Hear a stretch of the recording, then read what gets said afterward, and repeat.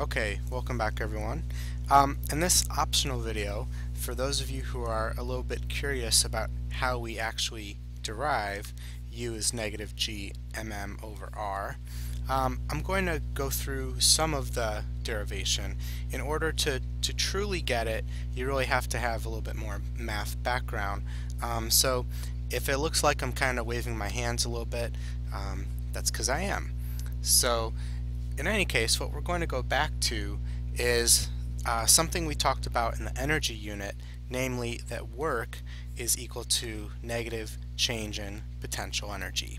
And just as a reminder, saying potential energy as PE is the same thing as U. So I'm just going to do PE because I think we're more comfortable with that. And remember, this comes from the fact that if energy is conserved, the total change in energy must be zero, which means the change in potential plus the change in kinetic must be zero, and therefore the change in kinetic is equal to the negative change in potential, and the change in kinetic energy is the work. So that's where this comes from. Okay, now we know that work is usually defined as force times distance. We won't worry about the cosine, okay? And so what we put on the side of work is force times distance, in this case R, okay? And so now what I'm going to do is remember that that's equal to my negative change in potential energy. So I'm kind of flipping this around and putting my change in potential energy over here. Okay, so then what's the force? Well, the force is the force of gravity, okay? So G mm over R squared.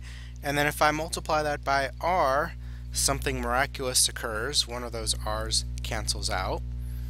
And what we have is a negative change in potential energy is equal to G mm over R. And then we can multiply by -1 to say that a change in potential energy is negative G mm over R. Okay, now at this point there's a little bit of hand waving because I have a change in potential energy, but what I want to do is be able to say that this is just the potential energy, or U at any point R.